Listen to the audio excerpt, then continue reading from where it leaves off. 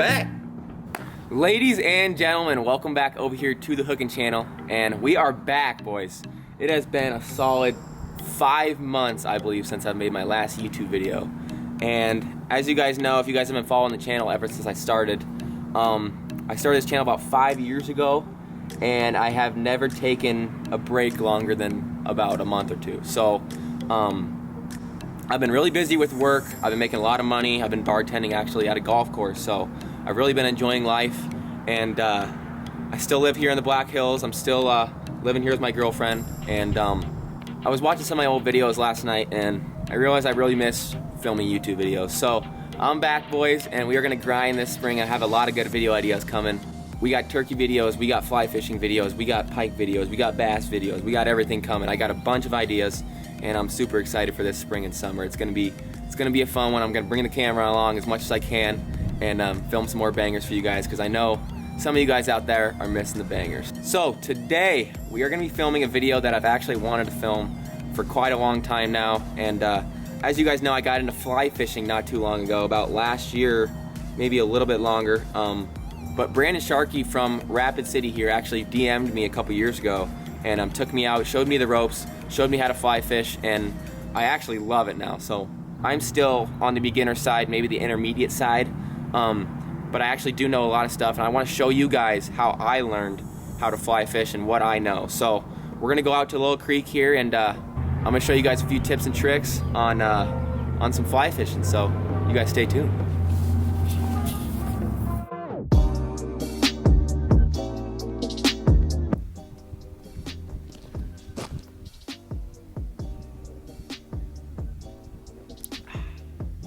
This video is sponsored by Red Bull. Just kidding, I wish. All right. So we have made it to the spot here, and we're gonna get started. I'm gonna show you guys how we set everything up. Actually, we're gonna go over first what you need first. So let's grab everything. But first, we're gonna start off with a little bit of info on rod selection. So right here, this is my small lighter rod. It is a 4-weight, 8-foot. And then right here is my 9-foot 5-weight. So in fly fishing, they go by weight. So if you want something heavier, you're gonna go up to like a 7 or an 8 weight. And then if you want something super light, you're gonna go like a 3 or a 4 weight. So if you guys kind of understand how that works right there, the higher the number, the bigger the rod. Pretty simple. I'm gonna kind of get this baby set up here. So this is a 4-piece, 9-foot 5-weight. And I would say this is probably the most universal size of fly rod you could get. This is the first fly rod I got, and pretty much works for anything. You can catch some big fish on this thing. You can also obviously catch the small fish on it. So if you guys are looking to get a first fly rod, I would definitely recommend probably a 5-weight, maybe a 4-weight. The 4-weights are pretty light sometimes, but I would say definitely the 5-weight is the way to go if you guys are getting your first fly rod. Right here I have the NXT Black label. This was actually my first fly rod by TFO, and I love it. I've had it for a while, and it hasn't broke or anything like that. Actually, I broke the tip on it one time, and I went on their website, and they actually replaced this whole piece for like $5. So if you guys are looking to copy me, I guess, I don't know the most stuff about fly fishing, but this was my choice. It actually comes with some fly line and a case. So I think I got it at Cabela's, maybe? I don't know. Yeah, Cabela's. Yeah, but I think it ran around $200. And then this is my 8-foot 4-weight, and this one I think ran at about $100. This is just the Cabela's Bighorn. I kind of just got an extra rod just in case that one breaks. I don't use this one too much, but this one is really fun to fight some fish on. So I have a 4-weight and a 5-weight. All right, so a little information on the setup here. I'm gonna rip her out. So there are 3 different components of line. Jeez. Of line in the fly fishing setup. So first you have your fly line right here. It can be any different color, orange, pink, freaking turquoise, I don't know, aqua. This is like turquoise aqua color. Doesn't really matter, they're usually pretty bright, but this is your fly line. And then usually if they're pre-rigged, it's already gonna have a leader on it, but you're gonna connect a clear leader right there, if you guys can see that. It's a clear leader. It's just a little bit smaller than the fly line there. And then leaders are usually tapered, actually always tapered, but as you guys can see, You guys probably can't see that, but it gets smaller and smaller and smaller as it goes down. And then you tie your tippet to your leader, and that is the end of the line. So you can get a bunch of different sizes of tippet. So this is your leader right here. This is what it looks like. This is the post fly leader. I actually was subscribed to post fly for a while, and I got a bunch of different stuff. I'm pretty much set for life, I feel like, with fly fishing gear. But if you guys want to go check out post fly, go check them out. It's actually a really good company, really good company to get started into fly fishing. If you guys don't know anything about flies and stuff, they send you a bunch of flies. Not sponsored video, but I love post fly, and they really did help me learn how to fly fish and get into it more. And I don't know, they send you flies, and it has a bunch of information on when and where to throw the flies. So this is your leader right here, and as I said, it tapers and gets smaller at the end. And then if you guys are wondering what these little guys are right here, these are your tippets. So I have a bunch of different sizes on here. So this is where it can get kind of confusing. So we have 6X. They go by X's. I don't know why or anything, but they go by X's. So this is 6X, 3.5 pound right here. And then we have 3X, which is 8-pound test. And then we have 6X, which is 4.5 pound test. And then we have 6X, which is 3-pound test. So I honestly still don't understand how that works, but I usually just go by the pound test.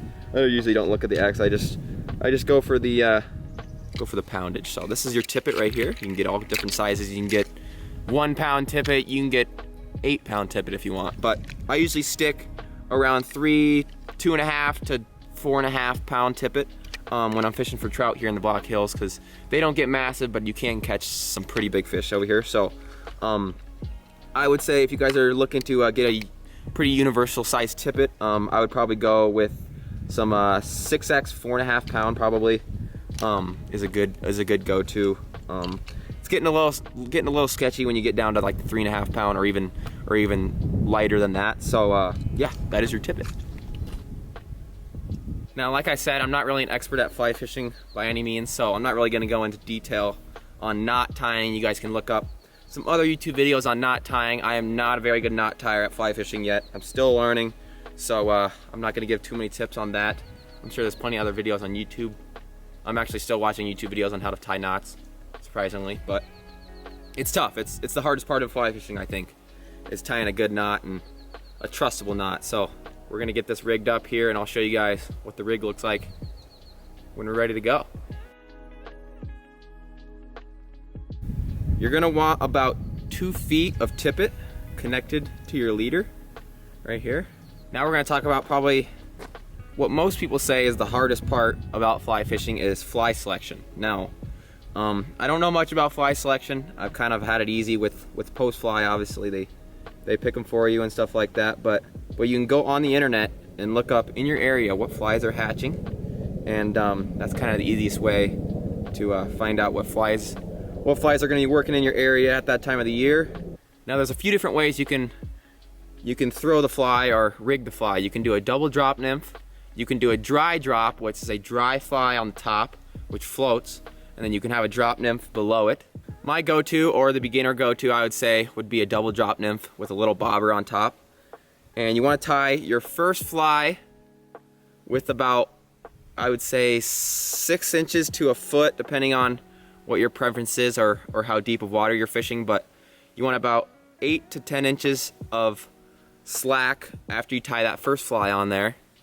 And then you're going to tie your bottom fly right at the end of your tippet right there. So we're going to tie on our bottom fly here. Now maybe I'll go into detail a little more on what flies I like to use here in the Black Hills, but today I'm just going to kind of keep it simple, show you guys a few tips and tricks that I know, and maybe I can help you guys get into fly fishing and catch some fish.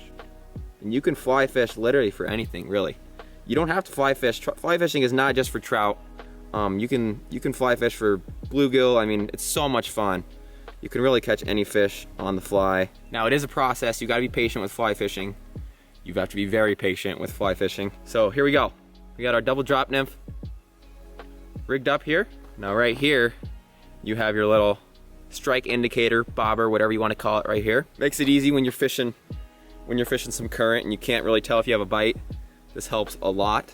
When I'm lake fishing or calm water fishing, you don't have to throw a bobber. Alrighty, there we go. So we got the bobber on there. And then about 9 to 10 inches down, we got our first fly here. And then about another 8 inches down, we got our bottom fly. So there is the rig right there. And we are about ready to rock and roll, boys. Now it's kind of on to showing you guys how to whip the fly around. So what do you say? Let's get right into it. All right, we're ready to roll. There's some fish. Okay, we're gonna start right here. There's so many fish right there. Let's see if I can actually talk and guide you through this without catching one right away. So to start off, you're gonna wanna grab your line right here. You wanna go back and let it do a full rotation. So you're gonna wanna go smooth. You don't wanna jerk it. It's not whippy. It's smooth like this, see? Nice and smooth, let it fly. It's fly line, it flies in the air. So you're gonna wanna let it fly here. Do a full rotation. Once it gets all the way to the back, then you can go forward. Just like that. And then, when you wanna let it hit, you let it out. Those flies are gonna take a little bit to sink. And if you're fishing current, you're always gonna wanna point your tip of the rod right at your bobber, so then it drifts naturally. There's not much current right here, but once you think your fly's got all the way to the bottom, you get no bite, no interest, do it all again.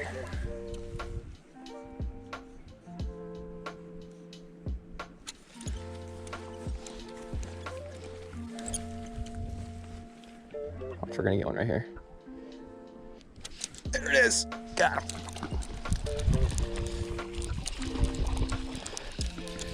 Oh.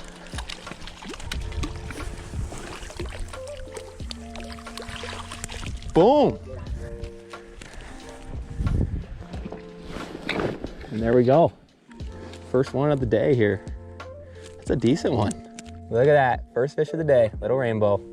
So cool. All right. Now in warmer temperatures, you're always gonna wanna make sure these fish are in the water as much as possible, wet as possible. Heated temperatures, these fish can die very fast. They are not very hardy fish. They're the least hardy fish, I would say. And there she goes. See you, buddy. Thanks for playing. That's so cool. All right. First one of the day there. Now, I've never really done this before, so I'm not the greatest at explaining how to fly fish and fly fishing at the exact same time, but hopefully you guys are understanding kind of the gist of it a little bit. You want to make sure your fly line makes that full rotation all the way back. If you start to go forward before it makes that full rotation, it can get all kinds of messed up. You can get completely tangled, and then you just want to go home. So these fish are going crazy over here though. There's a lot of fish in here.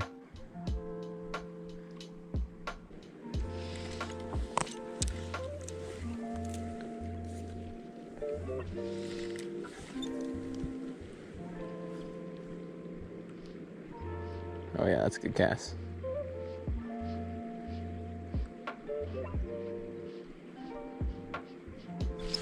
Got him. On. Now when you hook up, if you can, you're gonna want to, so you're usually gonna have your line right here, but you're gonna wanna reel, oh, he came off. But you're gonna wanna reel up if you can. It's gonna be a lot easier to fight the fish if you can let go of that slack and kind of hold on to it and reel at the same time. It's kind of tough to get the hang of it at first when you're first starting out. If you can get them on the reel, it's gonna be a lot easier to fight that fish. They are biting today, boys, that's for sure.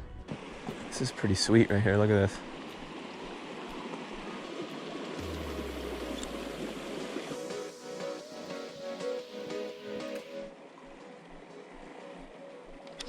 On, there we go.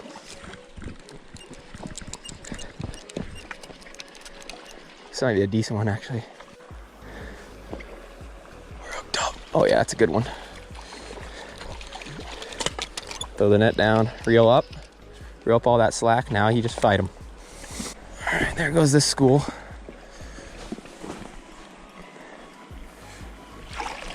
Kaboom! That's what I'm talking about, son. There she is, second rainbow of the day right there. A little bit bigger than that last one. Such pretty colors on that one. Just look at those spots. Isn't that cool?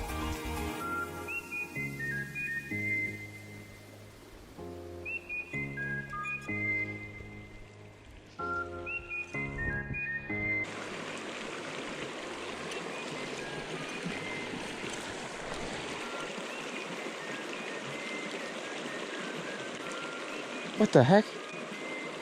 What is this? What is this? What is this thing? What in the world? Oh my God! What is this? This is a freaking bat. Oh!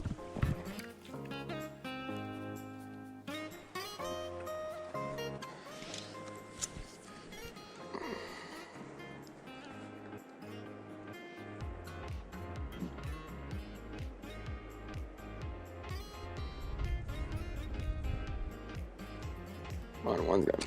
There he is. I was about to say one's got to be dumb enough. Bingo.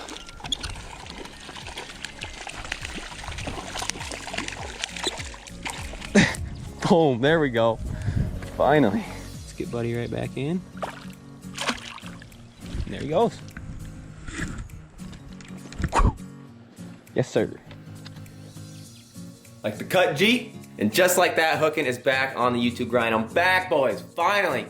Feels good to have the camera back in my hands and film videos for you guys. So make sure to drop a like if you enjoyed today's little tutorial, beginner tips and tricks video. And like always, we'll catch you guys on the next one. Later.